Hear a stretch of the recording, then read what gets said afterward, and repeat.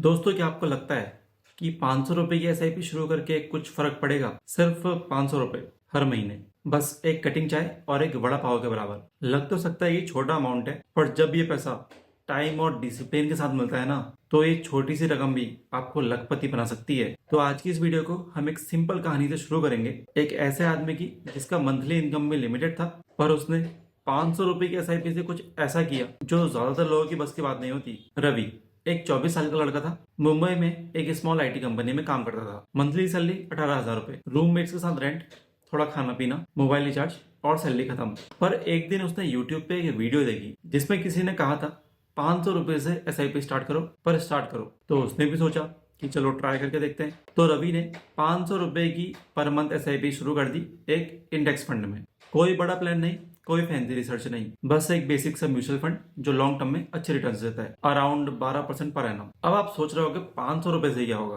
तो let's break it down. अगर आप हर महीने 500 रुपए इन्वेस्ट कर रहे हो और उसमें एवरेज रिटर्न 12% का मिल रहा है, तो 5 साल में आपके 30,000 रुपए बन जाएंगे 40,000 रुपए से भी ज्यादा। 10 साल में 60,000 रुपए बनेगा 1.15 लाख से ज्यादा। 15 साल में 19,000 रुपए बनेगा 2,90,000 से ज्यादा। और 20 साल में 1.2 लाख बनेगा 6.9 लाख से ज्यादा। और ये सब कुछ सिर्फ 500 रुपए महीने से। अब सोचो, अगर आपने अमाउंट बढ़ाया 1,000 या फिर 2,000, तो क्या होगा?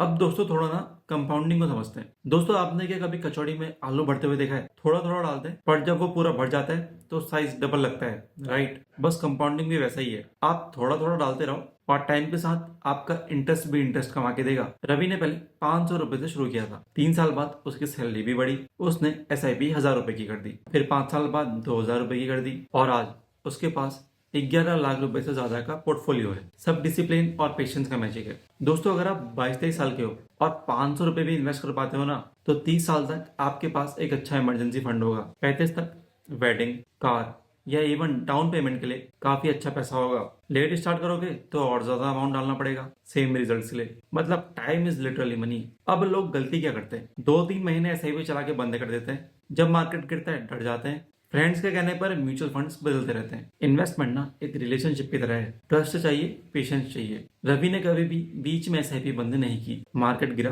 तो उसने और इन्वेस्ट किया। अब दोस्तों कुछ प्रो टिप्स देता हूँ 500 रुपए एसआईपी के लिए। अगर आप 500 रुपए की एसआईपी शुरू करना चाहते हो तो सुनो, डायरेक्ट प्लान ग्रोथ ऑप्शन को चूज करो, ज्यादा रिटर्न मिलेगा। इंडेक्स फंड या ईआरएसएस जैसे लो कॉस्ट फंड लो। हर साल एसआईपी अमाउंट को थोड़ा बढ़ाने की कोशिश करो और अपनी एसआईपी डेट को फिक्स रखो, जैसे हर महीने की पहली या दूसरी तारीख।